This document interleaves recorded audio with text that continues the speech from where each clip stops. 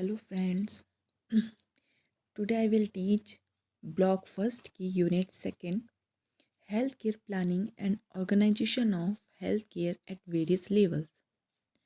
और आपको ऑलरेडी मैं यूनिट फर्स्ट मैंने आपको डिटेल से समझा दिया है। आई होप आपको समझ आया होगा। अगर आपको वीडियो समझ में आया है तो प्लीज़ मेरे चैनल को सपोर्ट कीजिए, ज़्यादा से ज़्यादा शेयर कीजिए, लाइक कीजिए और सब्सक्राइब ज़रूर कीजिए। मैं ज़्यादा टाइम वेस्ट ना करते हुए मैं आपको स्टडी की तरफ ले चलती हूँ।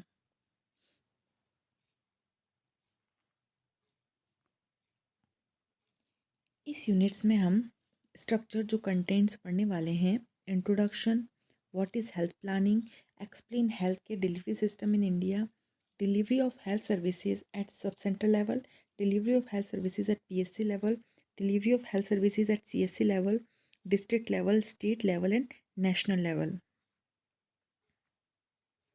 फर्स्ट मैं आपको बताती हूँ कि जो लेसन यूनिट है वो हेल्थ केयर प्लानिंग के बारे में। हमने हेल्थ तो पढ़ लिया कि हेल्थ होती क्या है, हेल्थ क्या डायमेंशंस क्या है, डिटर्मिनेंट्स क्या है, इसका कॉन्सेप्ट्स क्या है। लेकिन अब हेल्थ केयर प्लानिंग, अब हेल्थ को मेंटेन रखने के लिए हेल्थ केयर प्लानिंग क्या होती है। तो हेल्थ प्लानिंग की डेफिनेशन ये होती है कि हेल्थ प्लानिंग वह होती है जो कि कम्युनिटी में हो रही प्रॉब्लम्स को, एक प्रोसेस है, एक ऑर्डरली प्रोसेस है जो कम्युनिटी में हो रही प्रॉब्लम्स को आइडेंटिफाई करे, डिफाइन करे, जो जो कम्युनिटी के अंदर अनमेट नीड्स हैं उनको पता लगाए, सर्वे करे रिसोर्सेज का ताकि उनको मीट नीड्स कंप्लीट हो सके, प्रायोरिटी को इस्टेब्लिश करे एंड देन उनको मॉनिटरिंग करें एंड इवैल्यूएशन करें। हेल्थ प्लानिंग कंप्लीटली डिपेंड करती है सोर्सेज रिसोर्सेज पर, ताकि हम अच्छी से अच्छी हेल्थ सर्विसेज कम्युनिटीज़ को प्रोवाइड कर सकें। इसका मेन गोल यही है कि ज़्यादा से ज़्यादा प्रिवेंशन हो डिजीज़ का और प्रमोशन हो हेल्थ का और रिस्टोरेशन ऑफ हेल्थ। यही है हेल्थ प्लानिंग। नेक्स्ट है हेल्थ केयर डिलीवरी सिस्टम। अब मैंने आपको बताया है कि हेल्थ केयर प्लानिंग, अब हेल्थ केयर प्लानिंग तो कर ली, लेकिन हेल्थ केयर को हम किस और कैसे, हाउ टू प्रोवाइड कम्युनिटी और other peoples for improve health, हम किस तरह पहुंचा सकते हैं, कैसे पहुंचा सकते हैं कि जो पेशेंट या पर्सन को अच्छी हेल्थ मिल सके। तो वो कहलाता है health care delivery system. Health care delivery system एक इंस्टीट्यूशन होता है और रिसोर्स होता है जो डिलीवर कर सकता है हेल्थ केयर सर्विसेज को, ताकि हेल्थ नीड्स एक टारगेट पॉपुलेशन तक पहुंच सके। वो कहलाता है health care delivery system. Health care delivery system एक नेटवर्क होता है जिसमें कम्प्लीटली हेल्थ फैसिलिटीज़ प्रोवाइड की जाती है। एक पर्सनल ग्रुप होता है, स्टाफ ग्रुप होता है, जिनका एक टास्क होता है कि हमें एक कंप्लीट हेल्थ सर्विसेज प्रोवाइड करनी है।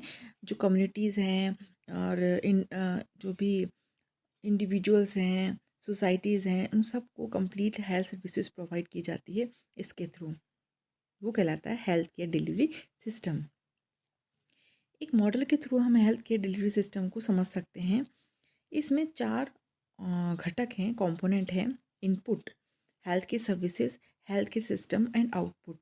इनपुट मीन्स है कि हम फर्स्ट हमें क्या करना है, जो भी कम्युनिटी में इंडिविजुअल्स पीपल्स रह रहे हैं उनका हेल्थ स्टेटस आइडेंटिफाई करना है, उनकी नीड्स जो अनमेट नीड्स हैं उनको पता लगाना है, हेल्थ प्रॉब्लम्स का आइडेंटिफाई करना है, और रिसोर्सेज को, रिसोर्सेज मेन मनी और मटेरियल, इन सब का हमें आइडेंटिफिकेशन करना है। उसके बाद हमें इनको इनपुट करना है। फिर हम इन सब चीज़ों को हेल्थ केयर सर्विसेज के अंदर डालेंगे। हेल्थ केयर सर्विस कौन सी होती है? क्यूरेटिव होती है, प्रिवेंटिव होती है, प्रोमोटिव होती है, प्रमोटिव होती है। फिर जो हेल्थ केयर सर्विसेज ये है हेल्थ केयर सिस्टम के द्वारा दी जाती है। अब हेल्थ केयर सिस्टम मैंने आपको बता दिया, हेल्थ केयर सिस्टम वो है, वह जगह जहाँ से हम, एक इस प्लेस है जहाँ से हम पर्सन को हेल्थ केयर सर्विसेज प्रोवाइड कर सकते हैं। तो health care system mainly public होता है, पब्लिक मतलब government, private, voluntary agencies and indigenous होते हैं। फिर आउटपुट, जो भी हमने सर्विसेज प्रोवाइड किए थ्रू हेल्थ केयर सिस्टम के थ्रू, वो उनका आउटकम क्या रहा है, पॉजिटिव रहा है, नेगेटिव रहा है, या उन पर रिस्पॉन्स नहीं मिला है। अगर मिला है, पॉजिटिव रहा है, तो वो आगे बढ़ेगा, और नहीं मिला है तो हम फिर से इनपुट की तरफ आगे बढ़ेंगे और फिर से प्लानिंग होगी। ये है पूरा model health care delivery system का। अब हमने जिस तरीके से अभी पहले हमको बता दिया गया है कि एक हेल्थ प्लानिंग की क्या होती है, लेकिन अब हर तरीका जो होता है, एक हर सिस्टम प्लानिंग या कुछ भी जो भी कार्य करे एक स्टेप बाय स्टेप होता है। अगर हमने हेल्थ केयर को प्लानिंग करनी है तो वो भी एक स्टेप्स होते हैं। तो फर्स्ट क्या आता है, जो भी हेल्थ सिचुएशन है उसको एनालाइज किया जाएगा, फिर ऑब्जेक्टिव्स ऑब्जेक्टिव्स को असेस किया जाएगा, उसके बाद असेसमेंट किया जाएगा रिसोर्सेज का, प्रायोरिटीज़ को इस्टेब्लिश किया जाएगा, फॉर्मुलेट किया जाएगा प्लान को, प्रोग्रामिंग एंड इम्प्लीमेंटेशन किया जाएगा, मॉनिटरिंग एंड इवैल्यूएशन। इस तरीके से कंप्लीटली हमारी स्टेप्स होते हैं हेल्थ प्लानिंग के, ताकि हमारा आउटपुट अच्छा हो, पॉजिटिव हेल्थ की तरफ हमारे रिजल्ट्स आएँ। अब हमने पढ़ लिया कि हेल्थ केयर प्लानिंग क्या होती है। अब हेल्थ केयर प्लानिंग को हमें सिस्टम के द्वारा लोगों तक पहुंचाना है। तो सिस्टम क्या है जिनके थ्रू हम लोगों तक उस सर्विस को प्रोवाइड कर सकते हैं। तो इस तरीके से मेनली 5 मेजर सेक्टर हैं इंडिया के अंदर जिसके थ्रू हम हेल्थ सर्विसेज प्रोवाइड कर सकते हैं। फर्स्ट है पब्लिक हेल्थ सेक्टर, जिसमें primary health centre, secondary health centre और टर्शियरी हेल्थ सेंटर आता है। सेकेंड है प्राइवेट सेंटर, जिसमें private hospitals, nursing home, polyclinic etcetera and general practitioners आते हैं। थर्ड है indigenous system of medicine, Ayurveda, यूनानी, होम्योपैथी एक्सेट्रा। फोर्थ है वॉलंटरी हेल्थ एजेंसीज, जिसमें नॉन प्रॉफिट एनजीओज वगैरह इंक्लूड होते हैं। और फिफ्थ है नेशनल हेल्थ प्रोग्राम। इस तरीके से 5 सेक्टर हैं जिसके थ्रू हम हेल्थ सर्विसेज लोगों को पहुंचा सकते हैं। तो हम फर्स्ट पढ़ते हैं कि जो एनआरएचएम ने हेल्थ के स्ट्रक्चर बनाया है, पब्लिक हेल्थ जो गवर्नमेंट हेल्थ, वो मेनली 3 लेवल्स के अकॉर्डिंग बनाया है। जो प्राइमरी लेवल होता है उसमें पीएससी और सब सेंटर इंक्लूड होते हैं, और जो सेकेंडरी लेवल है उसमें डिस्ट्रिक्ट हॉस्पिटल आता है, कम्युनिटी हेल्थ सेंटर आता है, तालुका हॉस्पिटल आता है। और जो टर्शरी लेवल का आता है उसमें स्टेट लेवल या मेडिकल कॉलेजेस हैं, और सेंट्रल हॉस्पिटल्स हैं, एपेक्स हॉस्पिटल, एम्स वगैरह के जो हॉस्पिटल्स होते हैं वो सब टर्शरी लेवल में आते हैं। इस तरीके से ये सारे सर्विसेज हैं जिनके थ्रू हम हेल्थ सर्विस इंडिविजुअल तक पहुंचा सकते हैं। तो फर्स्ट जो हम बता रहे हैं, first delivery of health services at sub centre. हमने हेल्थ की प्लानिंग तो कर ली, लेकिन एक सिस्टम के द्वारा वो सर्विस को किस तरीके से इंडिविजुअल तक पहुंचाया जाए। तो फर्स्ट है सब सेंटर। सब सेंटर के थ्रू, सब सेंटर क्या होता है, जो लिंक्ड होता है directly to the rural areas, जो रूरल पीपल्स हैं उनसे डायरेक्ट लिंक रहता है कि जो भी कोई भी प्रॉब्लम है तो पहले सब सेंटर तक पहुंचती है। तो सब सेंटर फर्स्ट एक स्टेप है अच्छी हेल्थ को इम्प्रूव करने का, एक प्रिवेंशन ऑफ डिजीज़ का। तो फर्स्ट सब सेंटर में क्या क्या क्या क्या हम कर सकते हैं वो हम इसमें देखेंगे। तो जो सब सेंटर है उसकी पॉपुलेशन 5000 होती है जनरल में, और 3000 हिली और ट्राइबल एरियाज़ में होती है। जो सब सेंटर हैं कि 2 टाइप्स बोले जाते हैं अभी फ़िलहाल, A and P, A and B.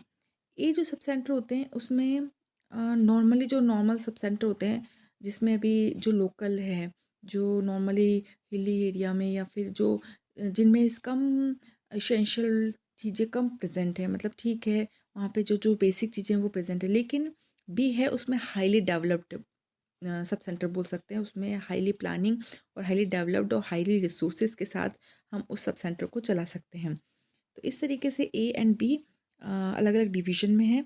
लेकिन सब सेंटर में क्या क्या सर्विसेज प्रोवाइड की जा सकती है। तो सब सेंटर में जो फर्स्ट सर्विस है वो है first ANC, antenatal care. Antenatal care में ये आएगा कि फ़र्स्ट हमें क्या करना है कि एएनसी में अर्ली रजिस्ट्रेशन करना है और प्रेगनेंसीज़ के, और उनको बताना है कि 4 एंटीनेटल चेकअप आपके लिए बहुत नेसेसरी हैं। उनको जनरल एग्जामिनेशन करना है, ठीक है, जैसे कि हाइट, वेट, बीपी और एब्डोमिनल एग्जामिनेशन, ब्रेस्ट एग्जामिनेशन, और आयरन एंड फॉलिक एसिड की टैबलेट सप्लीमेंट करना है फ्रॉम 12 वीक्स, और जो भी टीटी के इंजेक्शन है वो उनको लगाना है।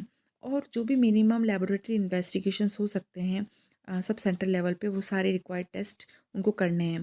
ठीक है, काउंसलिंग करनी है उनकी डाइट्स के रिलेटेड, रेस्ट से रिलेटेड, एडवाइस करनी है उनको इंस्टीट्यूशनल डिलीवरी से रिलेटेड, और उनको कोई भी कॉम्प्लिकेशंस हैं तो उनके लिए रेडीनेस रहना है, डेंजर साइंस को पहचानना है, ठीक है, और न्यूट्रिशन कैसे देना, केयर ऑफ़ न्यू बॉर्न, ठीक है, सारी चीज़ें उनके बारे में, ब्रेस्ट फीडिंग के बारे में, एक्सक्लूसिव ब्रेस्ट फीडिंग, इन सब के बारे में उनको काउंसलिंग करनी है और हेल्थ एजुकेशन देनी है। उसके बाद हमें ट्रैकिंग करनी है कि अगर कोई केस मान लीजिए अगर रजिस्टर्ड तो हुआ है लेकिन वो फॉलोअप के लिए नहीं आ रहा है, तो ट्रैकिंग करना है, मिस्ड या लेफ्ट आउट केसेस हुआ है तो उसके लिए। और फिर बहुत ही इंपॉर्टेंट टॉपिक है कि आइडेंटिफिकेशन करना है हाई रिस्क केसेस को, और मैनेजमेंट करना है और उनको तुरंत रेफरल आगे हॉस्पिटल रेफरल करवाना है। ठीक है। नेक्स्ट है इंटरनेटल केयर। इंटरनेटल केयर में आप क्या करेंगे, इसमें प्रमोशन करना है उनको ज़्यादा से ज़्यादा इंस्टीट्यूशनल डिलीवरीज़ के लिए। सब सेंटर पे आप बैठकर आपको उनको एजुकेट करना है, एनकरेज करना है कि आप इंस्टीट्यूशनल डिलीवरीज़ करवाइए। ठीक है। अगर होम डिलीवरीज़ हो रही है तो उसके लिए स्किल्ड अटेंडेंस की बहुत ज़रूरत होती है, और अप्रोप्रिएट एंड टाइमली रेफरल करना चाहिए हाई रिस्क केसेस को। ठीक है। और अगर टाइप बी सब सेंटर अगर वो है, टाइप बी टाइप का अगर सब सेंटर है, तो हमें वहाँ पर क्या है, लेबर केसेस हो सकते हैं, क्योंकि जो टाइप ए है उसमें एंटीनेंटल और इंटरनेंटल केयर होती है, लेकिन लेबर प्रोसेस टाइप बी में लेबर वगैरह भी हम वहाँ पे डिलीवर करवा सकते हैं। तो टाइप बी सब सेंटर में क्या करते हैं कि हमें ईजी अच्छे से पार्टोग्राफ वगैरह की नॉलेज होनी चाहिए। ठीक है। और डेंजर साइंस जो भी आ रहे हैं उनका मैनेजमेंट होना चाहिए उधर। ठीक है, ये भी इंटरनेंटल केयर के अंदर आता है। ठीक है। उसके बाद जो भी जैसे कोई भी पीपीएच पोस्टमार्टम हेमरेज एक्लेम्सिया या ऐसे कोई भी साइन एंड सिम्टम्स आते हैं तो उसके लिए भी हमें प्रॉपर मैनेजमेंट के लिए तैयार रहना चाहिए। ठीक है। 24 आवर्स मदर और बेबी के साथ सब सेंटर पे अवेलेबल होना चाहिए। ठीक है। ये सब चीज़ें टाइप बी सब सेंटर में अवेलेबल होना चाहिए। आपको नेक्स्ट है postnatal care. Postnatal care sub centre में हम पोस्ट नेटल केयर किस तरह दे सकते हैं, उनको इनिशिएट करवाना है अर्ली ब्रेस्ट फीडिंग के लिए। और जो भी होम विजिट्स हैं, मतलब ज़्यादा से ज़्यादा 0 days, 3 days, 7 days and 42 days, इन पर जाना ही जाना है। इन पर हमें फॉलोअप के लिए देखना ही है कि अगर इंस्टीट्यूशनल डिलीवरी या होम डिलीवरी कुछ भी हुआ हो, हम उसके लिए फॉलोअप और चेकअप के लिए ज़रूर एक बार हमको विजिटिंग करना चाहिए। और अगर कोई लो बर्थ वेट बेबी हुआ है, लेस देन 2500 ग्राम हुआ है, तो हमें एडिशनल विजिट भी करनी है 14 डेज़, 21 डेज़, 28 डेज़ को।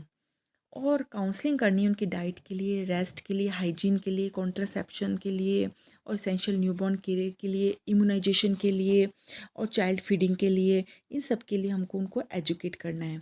नेक्स्ट है child health. Child health child health के बारे में हमको कम्प्लीटली मदर को बताना है। अगर बेबी है तो उसके लिए एसेंशियल न्यूबॉर्न केयर क्या होती है, काउंसलिंग करनी है मदर की कि एक्सक्लूसिव ब्रेस्ट फीडिंग के क्या फ़ायदे होते हैं, और हमें 6 मंथ तक कम्प्लीटली विदाउट एनी ऊपर का कुछ भी दिए हुए हमें 6 मंथ तक कंटिन्यू हमको ब्रेस्ट फीडिंग करवानी है। कंप्लीट उसके बच्चे की बेबी की ग्रोथ एंड डेवलपमेंट का असेसमेंट करना है। ठीक है। और full immunisation of all infants and children का हमें ध्यान रखना है। ठीक है। और विटामिन ए प्रोफिलैक्सिस के बारे में भी हमको ध्यान रखना है। प्रिवेंशन करना है कि कुछ चाइल्डहुड डिजीज़ जैसे माल न्यूट्रिशन है, इन्फेक्शन है, एक्यूट रेस्पिरेटरी इन्फेक्शन है, डायरिया, फीवर, एनीमिया, इनके बारे में हमें ध्यान रखना है, प्रिवेंट करना है।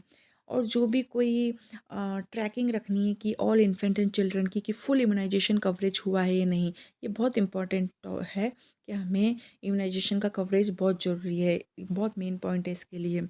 नेक्स्ट है आइडेंटिफिकेशन एंड फॉलोअप रखना है।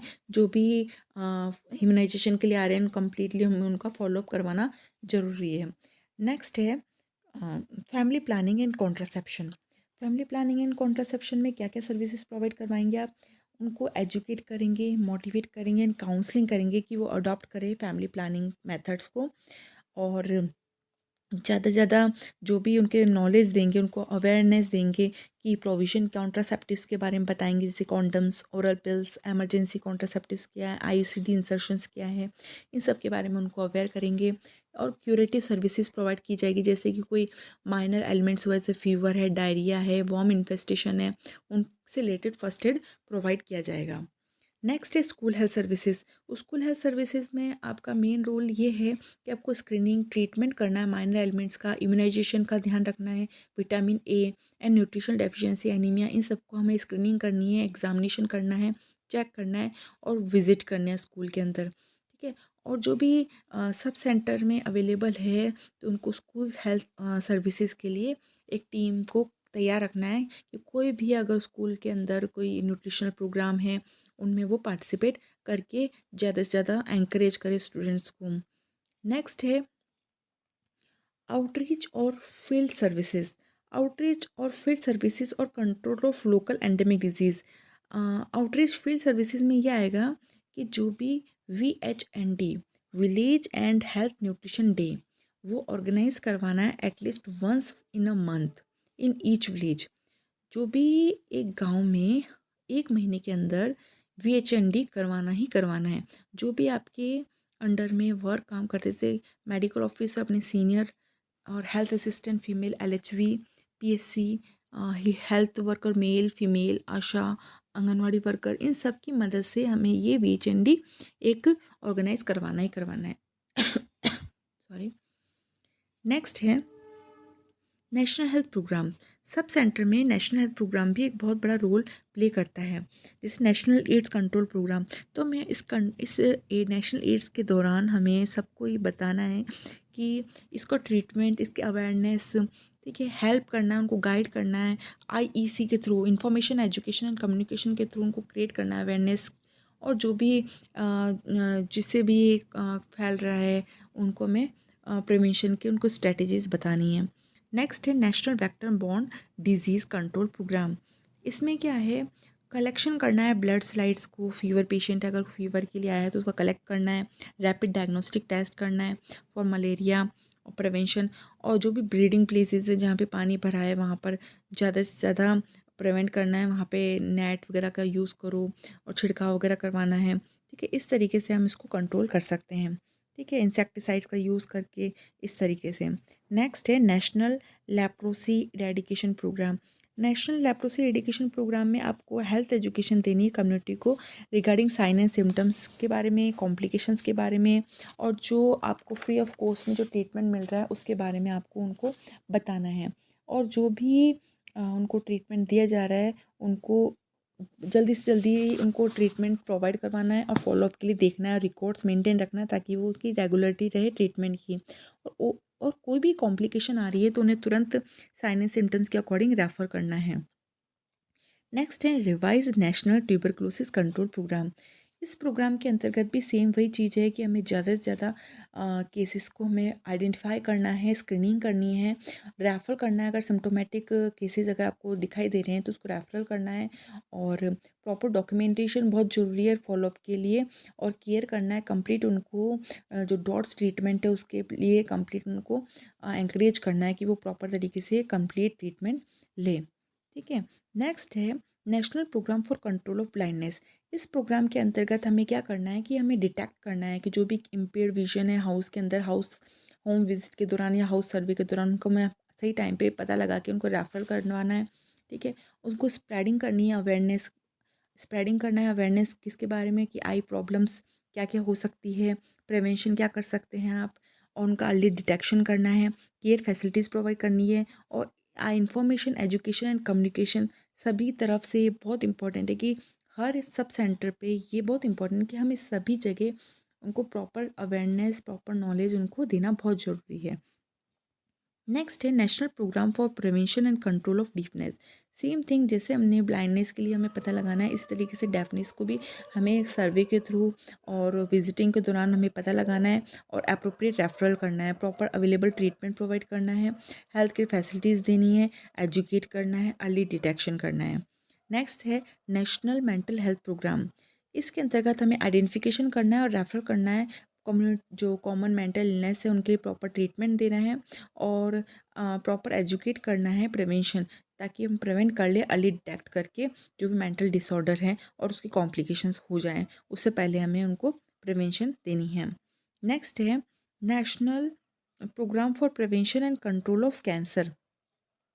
जो भी कैंसर है किस वजह से है, क्या क्या प्रॉब्लम है, जैसे कैंसर के अलावा भी डायबिटीज़, कार्डियोवास्कुलर डिजीज़, स्ट्रोक, इन सब के बारे में हमें उनको आईसी इन्फॉर्मेशन देनी है, एजुकेट करना है ताकि वो प्रिवेंट कर सके कैंसर को।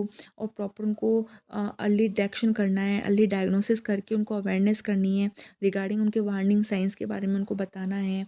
और प्रॉम्प्ट जल्दी से जल्दी उनको रेफर करना है जो सस्पेक्ट केसेस हमें दिखाई दे रहे हैं। नेक्स्ट है और लास्ट है national iodine deficiency disorder and control programme.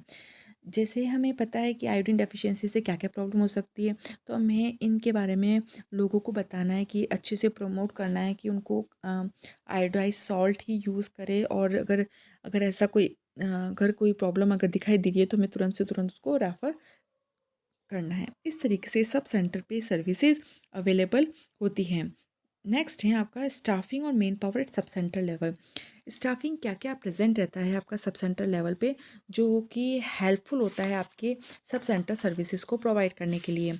तो मैंने जैसे कि आपको बताया कि सब सेंटर ए और बी दो टाइप्स के सब सेंटर हो गए। तो सब सेंटर बी को एमसीएस सब सेंटर भी कहा जाता है, जिसमें मैटरनल चाइल्ड हेल्थ केयर भी की जाती है। बस इसमें यही डिफरेंस है। सब सेंटर ए में नॉर्मली फर्स्ट एड और ट्रीटमेंट और मैनेजमेंट किया जाता है और एमसीएस सर्विसेज प्रोवाइड की जाती है, लेकिन उनकी लेबर और पार्ट और postnatal care sub centre पे नहीं दी जाती, वो होम विजिट के दौरान हम कर सकते हैं। लेकिन सब सेंटर बी में सब सेंटर पे रह कर ही हमें उनके साथ उनको लेबर और पोस्ट नेटल केयर भी वहीं दी जा सकती है। तो इसलिए इनके स्टाफ में थोड़ा सा अंतर आ जाता है। तो जो स्टाफ हैं, एएनएम हेल्थ वर्कर एक हैं, सब सेंटर पे दो, और सब सेंटर बी पर दो, हेल्थ वर्कर मेल वन, और सब सेंटर बी पर वन।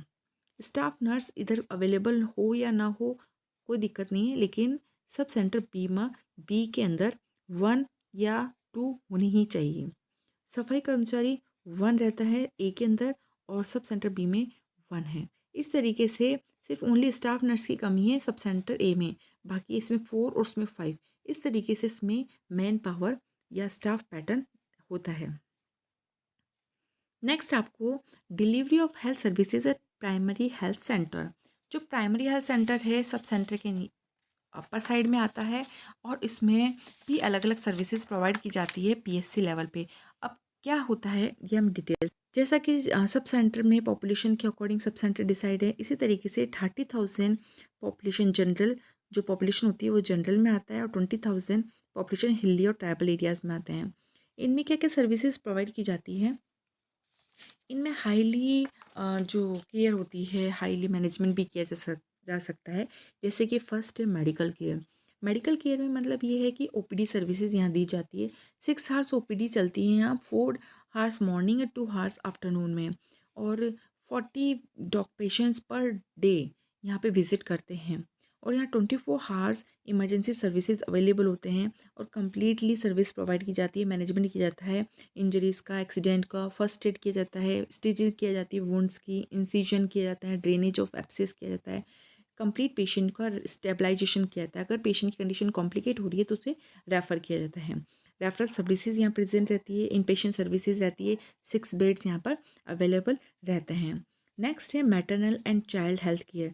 जैसा कि आपको सब सेंटर में बता दिया गया है, उस सेम चीज़ पीएससी में प्राइमरी हेल्थ सेंटर में भी एएनसी एंटीनेटल केयर की जाती है, इंटरनेटल केयर की जाती है, पोस्टनेटल केयर की जाती है, न्यूबॉर्न केयर की जाती है, care of the child and family welfare. Same वही चीज़ इसमें की जाती है जो आपने सब सेंटर में पढ़ा है।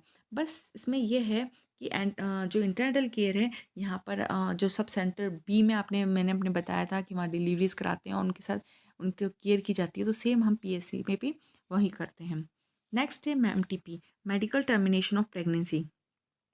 मेडिकल टर्मिनेशन ऑफ प्रेगनेंसी में कंप्लीट ये बताया जाता है कि हमें जो भी टेक्निक होती है अबॉर्शन के दौरान, तो वो हम वहाँ पर उसको काउंसलिंग कर सकते हैं, अप्रोप्रिएट रेफ़र कर सकते हैं, और परमानेंट जो मेथड यूज़ करते हैं उनके बारे में उनको बता सकते हैं।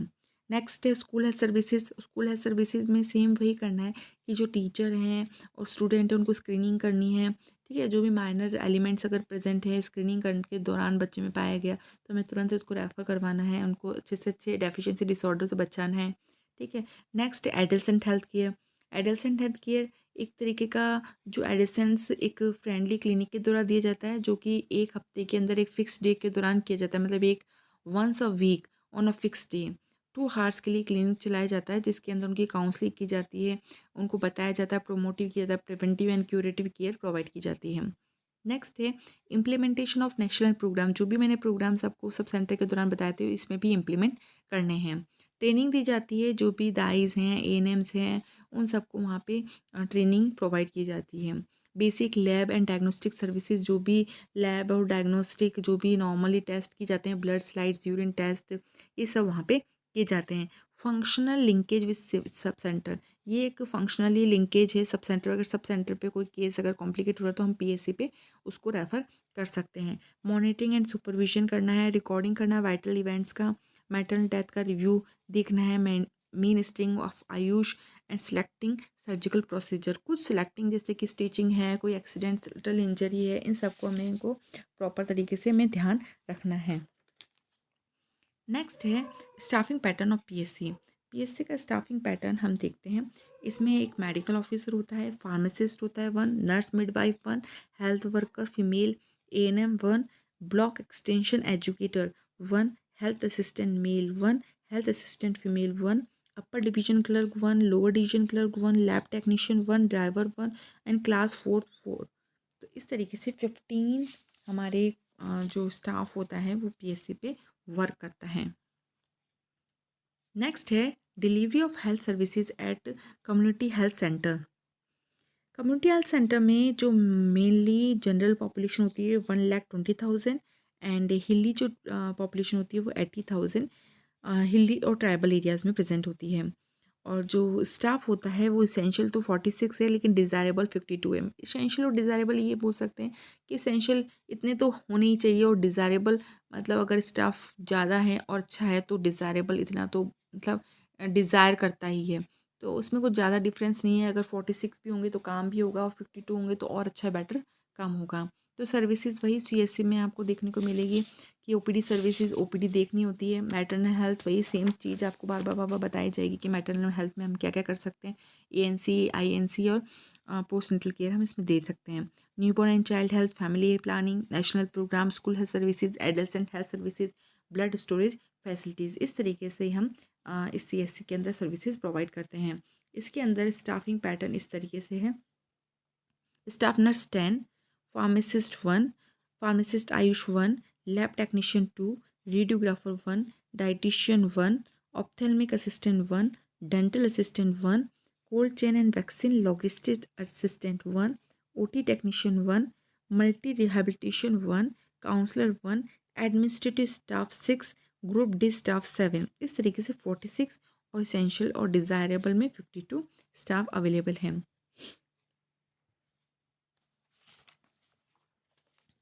अभी आपके टॉपिक यहाँ तक कंप्लीट हुए हैं। इसके जस्ट बाद आपका हेल्थ ऑर्गेनाइजेशन स्टार्ट होगा। तो आप इस वीडियो को लाइक कीजिए, शेयर कीजिए। थैंक यू सो मच आपको वीडियो को देखने के लिए। इसके बाद मैं आपका हेल्थ ऑर्गेनाइजेशन समझाऊंगी। Thank you.